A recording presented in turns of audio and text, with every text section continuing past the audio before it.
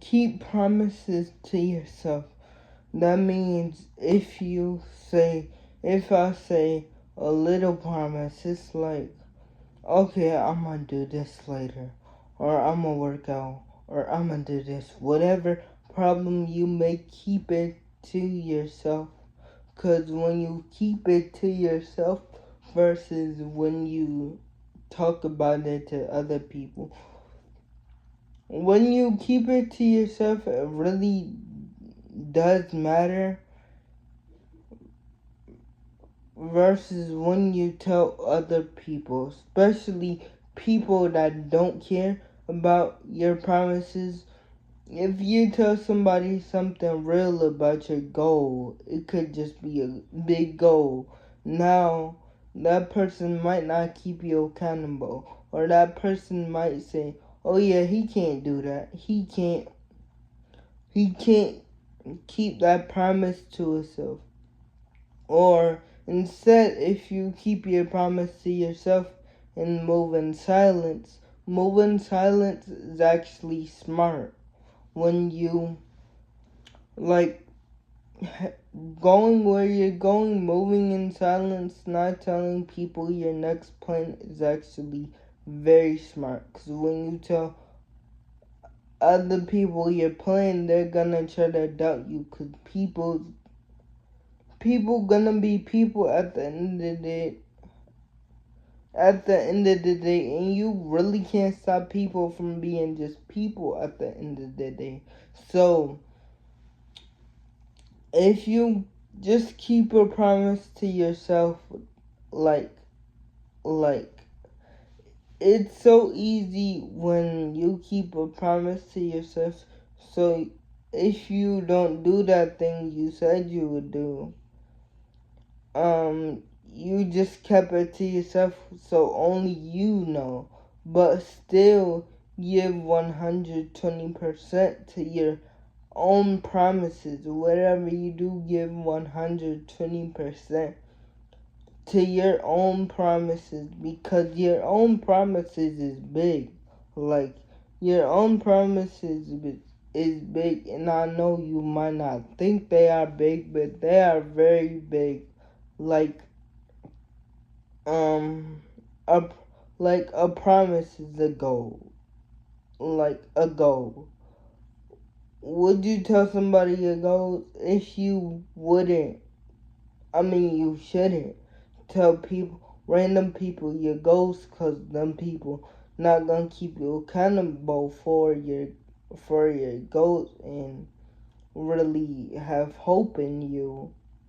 That's why I said it's best to move in silence. But always move in silence so someone don't move your piece on the checkerboard for you.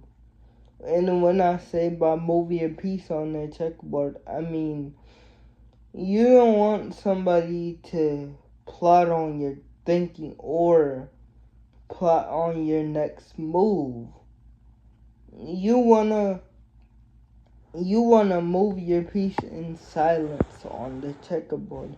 You wanna move in silence and stay quiet until the lights really show, because everything you do in the dark must come to the light. Everything you're working for in the dark must come to the light. That's why I say, even though if I don't get no views, I'm not doing this for me. I'm doing this for y'all, to make y'all mind break out of this society, to help y'all on y'all journey to stay locked in with life. Practice delay and gratification. Practice delay and gratification. Now, I don't know what that means, so I'm gonna look it up. Okay. And let me talk about looking things up on social media words. Little words that you might not know. It's all about expanding your mind, but I know what it means now. So practice delayed gratification. Reason why it's so important because like when you practice it, it is the ability to resist the temptation of immediately reward from in favor of greater, more valuables rewarded in the future. So practice valuables rewarded in the future, and that really does go deep because you want also in that you want a great favor, I mean, and the ability to resist the biggest one, resist temptation. Like, you gotta know how to resist temptation in this generation for everyone. I'm not just speaking for men, I'm speaking for women too. Because temptation could be easily the devil.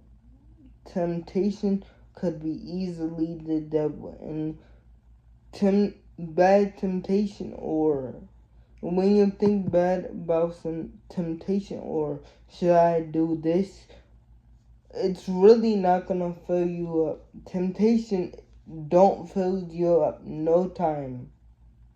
Temptation is like you being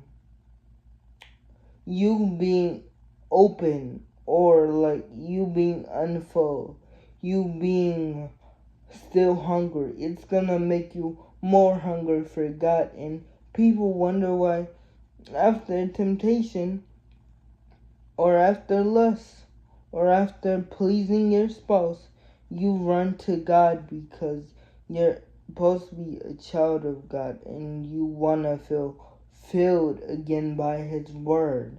So when you run into temptation, like that dopamine makes you want more dopamine, and it turned on a switch in your body that's a drug that your brain always wants, and 24/7 dopamine. Oh, maybe when I get bored, maybe let me make myself bored so I want more of that dopamine. You're doing it again, you're repenting. It's like you're going in a circle. And once you break out of that dopamine, and once you know you don't have to live in that dopamine, and don't have to think like that, God will give you a girl. I promise you, God will give you a girl. God will give you a wife that doesn't want that dopamine of your body. Because these other spirits we look at sexual on the world, like want lust, just want lust, and where it's crazy how, oh, you might not think this, but women think, because I was just watching a video and it was like, do women think the men is designed to sleep with every man? And she was like, yeah. And I don't, like, I get why she's saying that, because we're just lusting over woman. And it's like no woman in this generation could find a true man that's not lusting. So don't be lustful. Follow God. And when you follow God, He takes that off your heart, takes that off your mind. Because lusting is always the devil, never a good spirit. lusting is always a bad spirit.